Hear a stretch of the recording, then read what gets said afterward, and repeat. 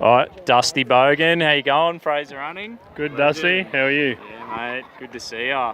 So, have a little chat about the old final solution. The mainstream media did you in on that, didn't they? Oh, they all got bent out of shape. They took two words out of context.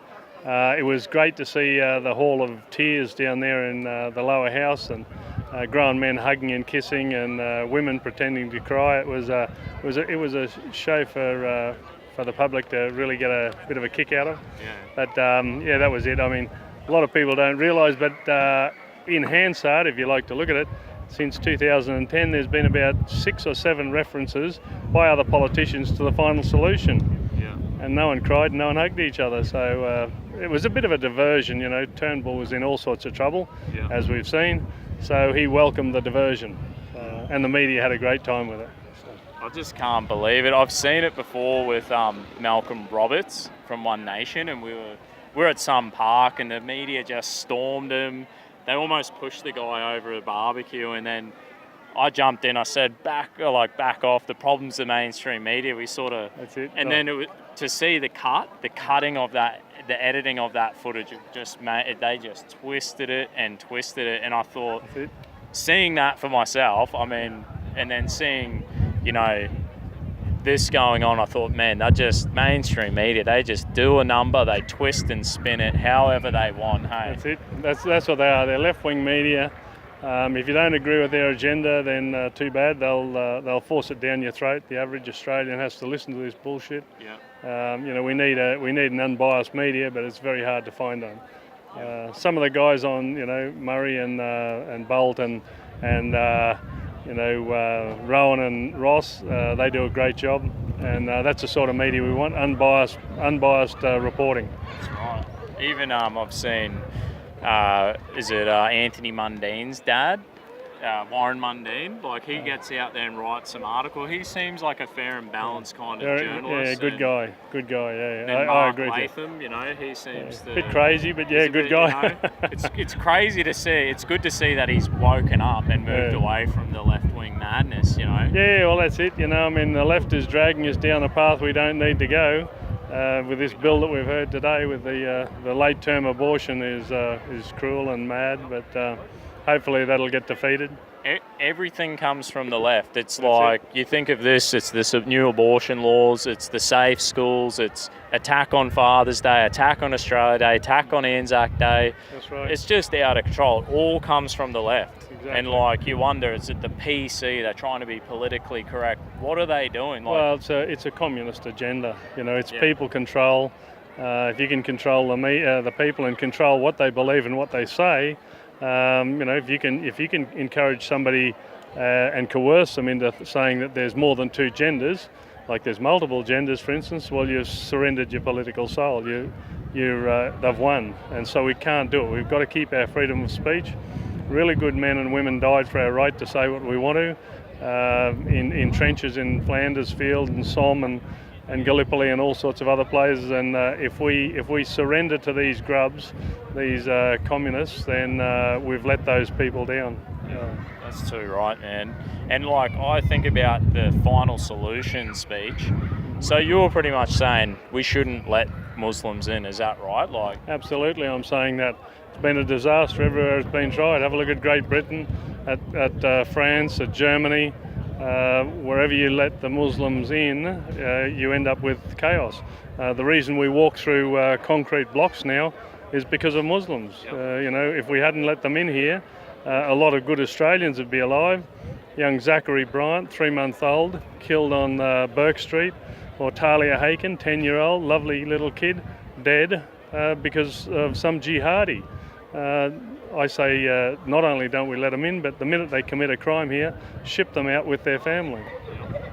And like, I'll tell you a story. When I was in 2005, I was in year 12 high school, right? I used to play basketball with my Sudanese mates, African mates. There's like 20 of them. I was probably the only Aussie amongst them. And like, for months and months, they would tell me about their faith.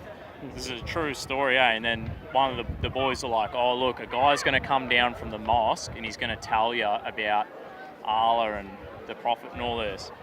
So I'm telling you what, dead set. This guy comes down. This is in Holland Park, 2005. He comes down. It wouldn't be 5 minutes into the conversation. This guy from the mosque is telling me and everyone there that there will be war on the streets. There'll be blood on the streets, and that is what they want. And I was an atheist back then, and I said to him, "What about Jesus? I thought Jesus said treat people how you want to be treated. Like, isn't there something about love?" I didn't know a thing. I didn't even know what I'm saying, but I was listening to what this guy said, and the worst part of it was all my Muslim mates sat there, and it was like they'd heard it 1,000 times. Right. And they do hear it 1,000 times. And anyone who thinks that they are going to befriend you, they're wrong.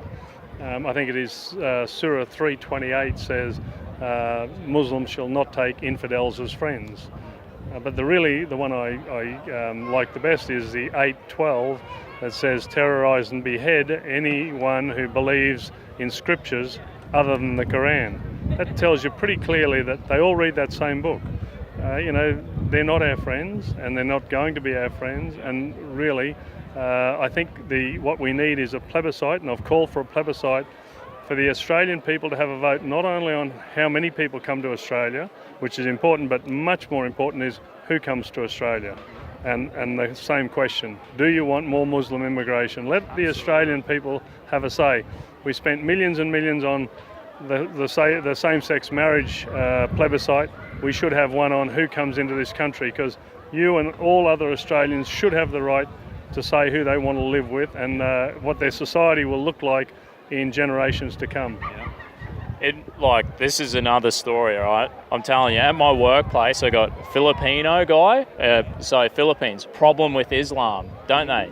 A guy from Ethiopia, and now they have a problem with Muslims, right? And I've got a mate from church from Nigeria. They're starting to have a problem with Muslims, right? And then the list goes on. And another mate at work, Fijian. Well, doesn't Fiji is starting to have a problem with Islam? They had like a coup. They were worried and they kicked them out. Exactly. And it's everywhere. Even the Chinese have got problems with Islam. The Russians, Europeans, Israel. So this isn't European or Western nation problem. There's people in India standing up and are saying this is a huge problem. So it has nothing to do with race, because it's not a race, it's a belief system. It's an ideology of hate, actually, if you read the book. And the only countries that don't have a problem are the ones who absolutely do not admit any Muslims into their country.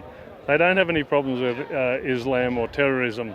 So we've got to take a leaf out of the book, and we don't need to go down as far as, the United Kingdom or France or Germany. We don't need to replicate that.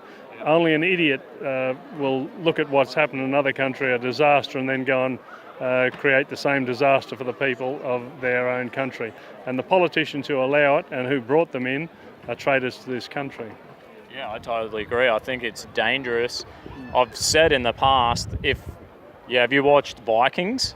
If it was Ragnar Lothbrok and a ship of Vikings rocking up to our shores, well, they had a mad belief system. They thought if you killed someone, you'd go to Valhalla. Isn't that right? That's right. Well, these people had white skin. They're Europeans. I'll tell you what, if I had a shipload of Vikings rocking up to my beach, my shore, I'll be saying, I'm sorry, mate, I don't give a crap about your skin colour if you're white European like me. That's right. Your belief system it's crazy. It's not compatible. Right. It's not compatible with ours, absolutely. So I think that's an amazing analogy, because it's just the truth. It doesn't matter the skin colour, it doesn't matter if they're the same, it's the belief. That belief system, it's just like a Viking Valhalla. You're right. You kill the infidel, you got a ticket to paradise, and it's the greatest problem. 72 virgins and all that sort of stuff. So the belief system doesn't fit in with ours. There's plenty of other places for people to go. There's lots of other Muslim countries. They cross 4 or 5 of them before they get here, so let them stay there. Yeah, what's the problem? Hey. But mate, I think it's nearly rum time. Yeah. Well, cheers. Thanks again, mate. Legend. You're very welcome. Come and have a bundy. Yeah, for sure. Thank you. All right.